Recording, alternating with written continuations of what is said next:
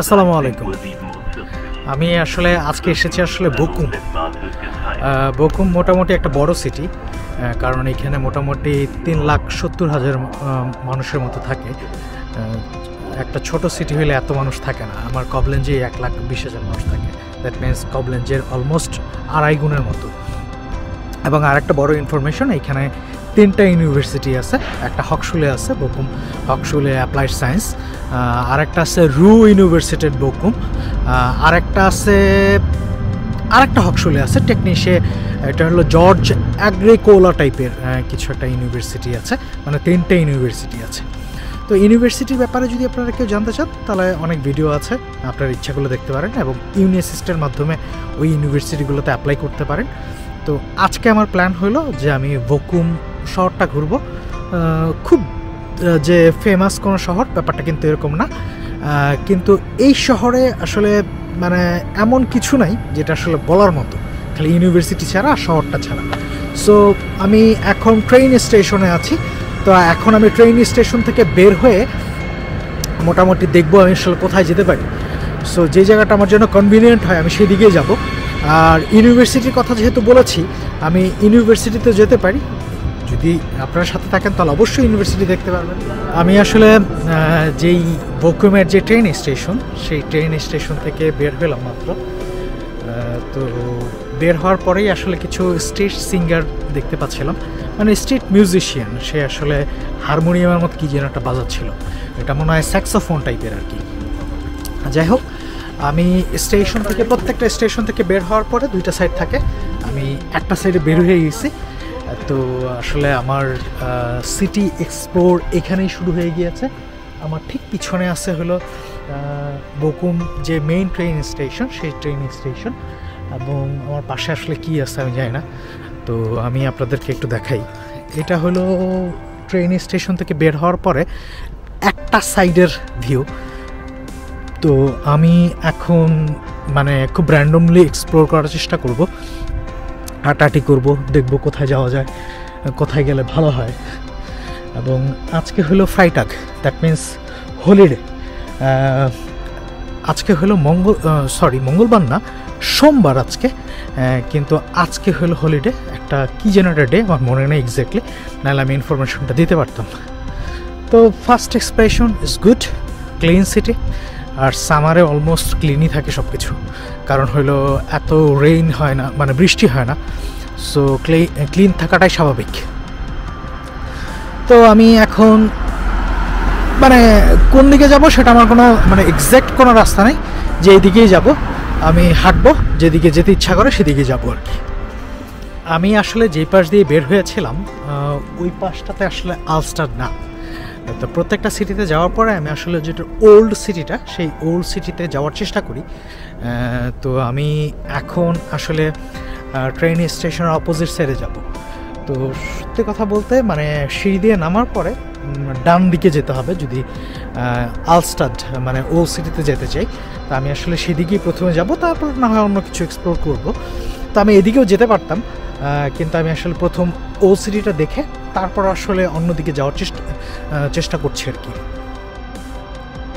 একটু আগে যেটা বলছিলাম আর কি, সেটা হলো যে অপোজিট সাইড দিয়ে বের হইতে হবে যদি আমি ওল্ড সিটিতে যেতে চাই। তো আমি যদি ইন্ডিকেট করে দিতে চাই, সেটা হলো যেদিকে প্ল্যাটফর্ম নাম্বার 1, 2 শুরু হয়েছে সেদিকে আসলে মানে মেইন হাব্বানফের এন্টারেন্স আর কি। তো এখন আমি আপনাদেরকে একটু মানে হাব্বানফের সামনের সাইডটা দেখাবো। সেটা হলো এইটা হলো বাস স্টপেজ। এবং সবচেয়ে মজার ব্যাপার হলো যে এইখানে ইয়েও আছে, উবারও আছে, মানে মেট্রো যেটা বলে আর কি। আর ট্রেন তো আছে, আর বাস তো সব জায়গায় আছে। এখান থেকে ইচ্ছা করলে কেউ ট্যাক্সিও নিতে পারবে। আরেকটা ইনফরমেশন হলো, এটা হলো ডটমুন্ডের খুব কাছের সিটি, খুব বেশি সময় লাগে না ডটমুন্ড এখান থেকে যেতে। সো খুব কানেক্টেড সিটি অনেক বড় বড় সিটির সাথে। সো প্রবলেম হওয়ার কথা না। তো আমি এখন ওল্ড সিটির দিকে যাচ্ছি। তো সামনের ভিউটা সুন্দর, মোটামুটি মনে হয় যেন অনেক বড় শহরে চলে আসছি। এখানে হয়তো এগুলা হোটেল অথবা বড় বড় অফিস, জানি না যে আসলে এগুলো কী। তো আমি রাস্তা ক্রস করে ওই ওল্ড সিটির দিকে যাব, তারপর আসলে আমি ওইদিকে প্রথমটা এক্সপ্লোর করার চেষ্টা করব। প্রত্যেকটা সিটিরই আসলে ওল্ড সিটিটা খুব বেশি আকর্ষণীয়। তো এইখান থেকে আসলে ওল্ড সিটিটা শুরু হয়েছে এবং আশেপাশে আসলে ওপেন কিছু রেস্টুরেন্ট আছে যারা আসলে এখানে বসে বসে খাচ্ছে, সময় কাটাচ্ছে। তো আমার মতো তো সবাই ভবঘুরে না, সবাই আসলে তার সিটিতে বসেই থাকে। আমি মাঝে মাঝে ঘুরে বেড়াই। তো আপনারা যারা আমার ভিডিওটা দেখেন তারা অবশ্যই আমার চ্যানেলটা থেকে সাবস্ক্রাইব করবেন, কমেন্ট করবেন, শেয়ার করবেন। আমি আস্তে আস্তে ভিতরের দিকে যাচ্ছি ওল্ড সিটিটার, এবং এইটা one kind of market place.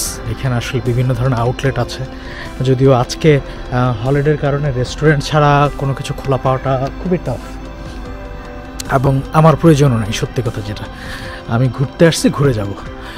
তো আমি সামনের দিকে যাচ্ছি। আমি আসলে আলস্টাডে ঘুরতে ঘুরতে একটা ওপেন স্পেসে চলে এসেছি, এবং অলমোস্ট বলা চলে এটা আসলে সেন্টার পয়েন্ট বকুমের, কারণ আশেপাশ থেকে মোটামুটি অনেকগুলো রাস্তায় এই জায়গাটাকে কানেক্ট করেছে। এবং এখানে সম্ভবত এটা মনে হয় একটা শপিং সেন্টার, এবং এটা তো মোটামুটি বোঝাই যায় যে এটা আসলে একটা রেস্টুরেন্ট, স্টারবুক। এবং ওই পাশে একটা চার্চ আছে। সো আমি আসলে চার্চের দিকে যাওয়ার চেষ্টা করব, দেখব যে আসলে ওইটাতে চার্চটা কেমন। যদিও আসলে এমন কোনো সিটি আমি পাইনি এখন পর্যন্ত যেটা আসলে চার্চ ছাড়া। চার্চ আপনারা হয়তো অনেক বেশি দেখে ফেলছেন। আমি গতকালকে গিয়েছিলাম হলো ব্রুয়েল, এবং ওই সিটিটাতে আমি মোটামুটি হেভি ক্রাউডেড দেখেছি আলস্টাডে, কিন্তু বকুমে আসার পরে আলস্টাড অলমোস্ট ফাঁকা। মানে বুঝলাম না আজকে আসলে কেন ফাঁকা। নর্মালি জার্মানরা যেটা করে আর কি, যেটা হলো যেদিন ওয়ার্কিং ডে তার আগের ডেটা মোটামুটি একটু রেস্টের মধ্যে থাকে, তারা রাতে পার্টি টাটিও করে না, মোটামুটি পরের দিন কাজে যেতে হবে। যদি এখন হ্যাংওভার হয়ে যায় তো সেই কাজটা তো করা যাবে না, সেই জন্য আসলে ওরা এই কাজটা করে না।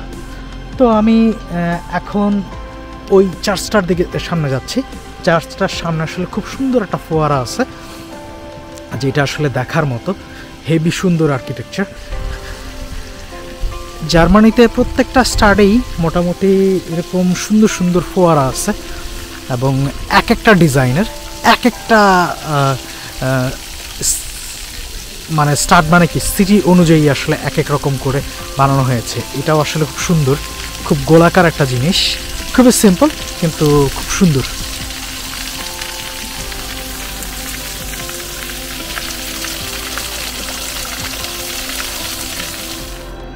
আলস্টাডের এই চার্চটা আসলে আমার মনে হয় অনেক পুরনো, কারণ স্ট্রাকচার সব কিছু দেখেই মনে হচ্ছে। আমি এখনও চার্চের একেবারে ঠিক কাছাকাছি যাই নাই, মোটামুটি একটু দূর থেকে দেখছি, এবং এই জায়গাটা আসলে অনেক নীরব। সচরাচর আলস্টাডগুলো এত নীরব হয় না, এমনকি ভোকেনহ্যান্ডেতেও হয় না। তো এই চার্চটা আবার একেবারে মোটামুটি মার্কেট প্লেস, মানে বাজারের মাঝখানেই আর কি। সব কিছু মিলিয়ে চার্চটা অনেক সুন্দর। তো আমি আসলে এখন একটু সামনের দিকে আগাবো, দেখব আসলে নতুন কিছু দেখা যায় কিনা। এবং আলস্টাডটা খুব ছোট না, মোটামুটি একটু বড়ই। আমি আসলে বিভিন্ন জায়গায় যাওয়ার চেষ্টা করব, দেখার চেষ্টা করব যে নতুন কিছু দেখতে পারি কিনা। প্রত্যেকটা সিটি আসলে নতুন কিছু এক্সপিরিয়েন্স পাওয়া যায়, এটা আসলে সেই জন্যই আসলে আমি অনেকগুলো সিটি ঘুরি। এত সময় পর্যন্ত মোটামুটি আমার একটা এক্সপিরিয়েন্স হয়েছে যে এখানে আসলে টার্কিশ মানুষ মনে হয় খুব কম, কারণ প্রত্যেকটা ওল্ড সিটিতে যাওয়ার পরেই প্রত্যেকটা সিটির আমি আসলে প্রচুর টার্কিশ শপ দেখেছি, মানে একেবারে স্পেশালি যদি বলি ডোনার শপ। কিন্তু অলমোস্ট আমি 1 ঘন্টার মতো ঘুরতেছি, আমি আসলে এখন পর্যন্ত আসলে আমি একটাও ডোনার শপ দেখিনি। আমি খাওয়ার জন্য বলছি না, মানে এটা মানে ঘুরলেই দেখা যায়, কিন্তু এইখানে আমি এখন পর্যন্ত দেখি নাই। এটা কি টার্কিশ মানুষ কম নাকি সেটা আমি জানি না। তো আমি আস্তে আস্তে আরেকটা বড় চার্চের কাছে এসে চলে আসছি, যেটা আসলে মোটামুটি তার গম্বুজটা অনেক বড়। গম্বুজ না, এটা মানে তীর চিহ্ন এটা বলে। আমি আপনাদের যদি দেখাই তাহলে দেখতে পারবেন। সেটা হলো এইখানে একটা বড় চার্চ, এবং আশেপাশে মোটামুটি সবাই এখানে প্রচুর ওপেন রেস্টুরেন্ট আছে, যারা আসলে চায় তারা ইচ্ছা করলে এখানে বসে খেতে পারবে। আমি ক্যামেরা তাক করে রাখছি এবং অনেকে তাকায়ও আছে। কেন তাকায় আছে সেটা জানি না।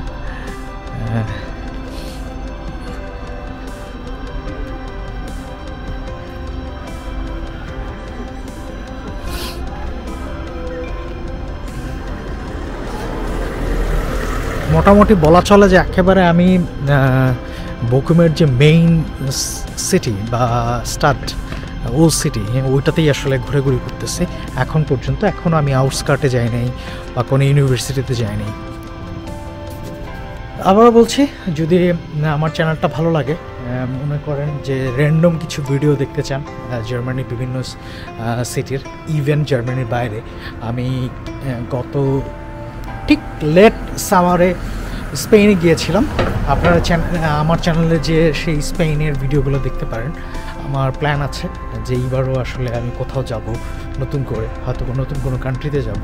ডেফিনেটলি সেটা খুব চিপ হইতে হবে, কারণ হলো আমি এত বড়লোক মানুষ না যে অনেক টাকা দিয়ে ঘুরতে পারবো। মানে বাজেট ট্রাভেলার বলতে পারেন আমাকে, বাজেটের বাজেট, মানে যতটা সস্তাভাবে ঘোরা যায় সেই জিনিসগুলো আসলে খুঁজে বেড়ার চেষ্টা করি। জার্মানিতে আসলে আপনারা যদি অনেকগুলো সিটি ঘোরেন তাহলে একটা জিনিস খুব ভালো লক্ষ্য করবেন, এখানে আসলে প্রচুর কমিউনিটি মেনটেন করে। সে ফর এক্সাম্পল একটা টার্কিশ শপ, আপনি খুব কম মানুষ দেখবেন, যে খুব কম জার্মানরা দেখবেন ওই টার্কিশ শপে যা সে খাইতে।